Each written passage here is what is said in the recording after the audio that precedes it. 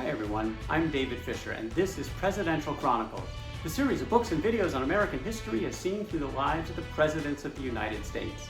This episode is from the life of William Henry Harrison, and the focus is frontier politician.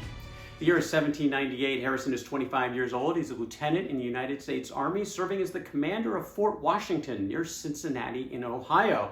When a new job opportunity comes along, the position opened up to be the Secretary of the Northwest Territory, and President John Adams appointed William Henry Harrison to the task. The Harrison family, still very connected in political circles in the East, got his name into the mix, and Harrison would now report directly to the territorial governor, Arthur St. Clair. The duties were actually not very extensive, gave him plenty of time to focus on his growing family, his farm, a very nice distillery business he had off to the side coming out of that farm in North Bend. But within a few months, things changed, and the Northwest Territory got big enough to actually go to the second grade of government. This was dictated by the fact that they had 5,000 white males now in residence, and what this meant was that they could authorize a territorial legislature and send a representative, a non-voting representative, to the United States House of Representatives, and Harrison was nominated for that position. In fact, he went up against the governor's son, Arthur St. Clair Jr., came down to a single vote, 11-10, and Harrison won. And so he was off to Philadelphia, the nation's capital at the time, to join the 6th Congress. And while he couldn't vote on any legislation, he could pretty much do anything else that any other congressman could do, certainly including writing and advocating for legislation. And he was there to serve his constituents. One particular area went to the top of the list, and this had to do with the way that public lands were being sold by the federal government on the frontier in particular. They were being sold only in very large tracts. That was the standard policy at the time. And this favored, frankly, the money men of the East, the speculators who would come in with the big bucks. They'd buy these big pieces of land, and then they would divide them up and sell them to fairly significant profits to the individual settler who couldn't compete. They didn't have enough funds to go after the direct sales from the government themselves. Well, Harrison and some colleagues were actually out to change this, and they were successful. New legislation was passed that dramatically shrunk the size of these public land sale tracts. Individual settlers could now buy them directly without this markup from the speculators. They even lengthened the duration by which they would have to pay off their debts. This was seen as a big victory for the people in the Northwest Territory, and Harrison got a lot of praise for it. Well, he only stayed in Congress for about a year because things changed again in the Northwest Territory, which was divided into two, creating, for Harrison's sake, the Indiana Territory, which roughly comprises what modern-day Indiana, Illinois, Wisconsin, part of Michigan is today. That was the Indiana Territory back then. And he was named by President John Adams, in one of his last acts before walking out the door of his presidency, he was named the governor of this territory. Now, the governor had a lot of authority. There was no territorial legislature, so it was pretty much him and a few aides. He, of course, had all appointment power. He was the commissioner of all Indian treaties. He had confirmation on all land grants. He had pardon power. This is a very powerful and prominent position for this pretty large territory, even though it was still very sparsely populated. If you think about the last couple of years, this is a big rise very fast for Harrison. He went from a lieutenant in the Army to the Secretary of the Territory to a non-voting member of the United States Congress, and now the governor of the Territory of Indiana. He's only 27 years old. January of 1801, he moves his entire family to Vincennes, the seat of government for the Indiana Territory, right on the Wabash River, and he went about constructing the first brick mansion in the entire region, something that was much closer to what he had grown up with in Virginia. His family plantation of Berkeley was kind of a model for what he thought was appropriate, even in this frontier territory, for the seat of government. Now, he called it, by the way, Grouseland. It was named after some of the local birds in the area, and Grouseland would be his home for quite some time because he was going to be governor for quite a while. Prime focus for Harrison during this tenure was relations with the Indians. This was the big topic, recognized by all as a challenge. There were depredations that actually occurred, and in fact, Harrison recognized that there were some injustices. Harrison said when he became governor that the Indian chiefs all profess, and I believe, that most of them feel a friendship for the United States, but they make heavy complaints of ill treatment on the part of our citizens.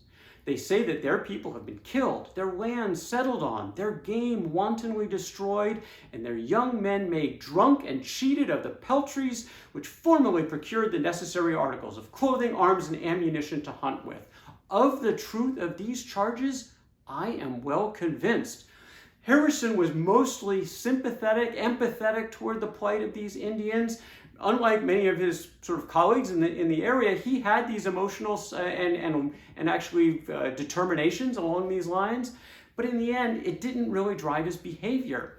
He was just as guilty as others in terms of those acquiring large tracts of land from the Indians for very small return. And if it meant doing battle with the Indians, he was there to lead his men in battle.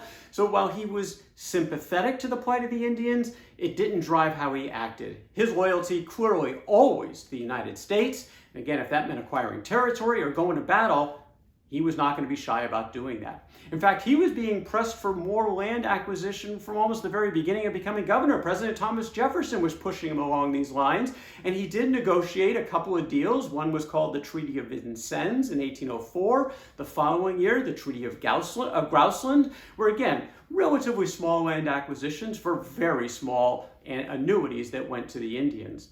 Once again, another change as the Indiana Territory got to that 5,000 white male threshold, second grade of government. This meant they got a congressional delegate, and it also meant a territorial legislature could be elected. When Harrison welcomed that legislature, Indians were on his mind when he made his opening remarks, when he said the policy of the United States with regard to the savages within their territories forms a striking contrast with the conduct of other civilized nations. It is in the United States alone that safety and protection from every species of injury and considerate sums of money have been appropriated, and agents employed to humanize their minds and instruct them in such arts of civilized life as they are capable of receiving. Now, there is a grain of truth to this. There was outreach. There were efforts to try to build positive relationships, to educate the Indians, to appropriate some dollars. That did occur, but in the grand scheme of things, that was a minor part of the relationship. The bigger part was acquiring land, large tracts of land from these Indians, often against their best interest, against their will in many cases. There was going to be conflict, there were going to be battles. These, frankly, were more the norm, so this was a fairly disingenuous and overly optimistic statement by Harrison, including his own perspective over the next decade to decade and a half. One area where Harrison did feel that the Americans owned culpability in their practice with the Indians, he communicated to this new legislature, revolved around alcohol. He said, the liquor that destroys them. In the energetic language of their orators, it is a dreadful conflagration which spreads misery and desolation through their country and threatens the annihilation of the whole race. But we encourage change in behavior in this regard on the part of the Americans. Didn't really make much good. There was very little change, and it continued to be a problem for many of the Indian tribes.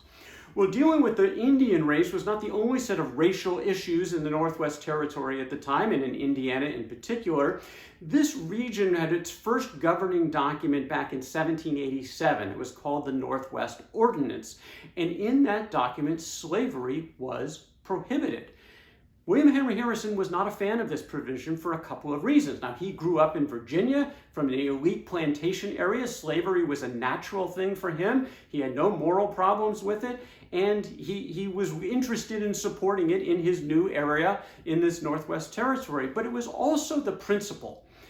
Harrison was very much a small R Republican, believing in local control, individual liberty, where people would make their own decisions. And he thought this decision made in the East about a territory that hadn't even been populated yet was inappropriate. He thought that the locals should make this decision about whether or not there should be slavery, legal or not, similar to the concept of popular sovereignty that would come along some 50 years later.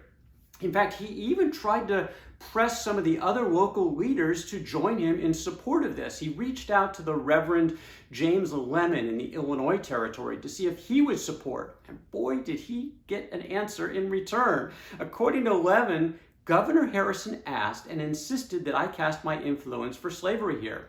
I not only denied the request, but informed him that the evil attempt would encounter my most active opposition. Most of the people in this area did not want slavery. Harrison's stand on slavery was very consistent throughout his life, throughout his political career. He believed it was sanctioned by the Constitution. He believed that no one part of the country should tell another part of the country what to do in what they called their domestic institutions. So if the South wanted slavery, nobody else had any position to tell them otherwise or to try to do anything about it. And he believed in any new territory, local control should decide whether or not slavery should be legal or not. He was very consistent on these perspectives throughout his entire life. The primary issue in this territory, though, wasn't about the black race, it was about the Indian race. And there was constant tension, there was constant challenge, particularly focused for Harrison and a couple of leaders on the Indian side that he had to forge relationships with and see if he could generate some positive experiences with a pair of brothers, the leaders from the Shawnee tribe by the name of Tecumseh and the Prophet. We're going to hear about that relationship in a story from another day.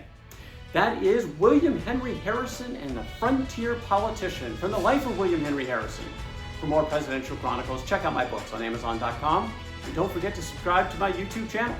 Until next time, I'm David Fisher, and this is Presidential Chronicles.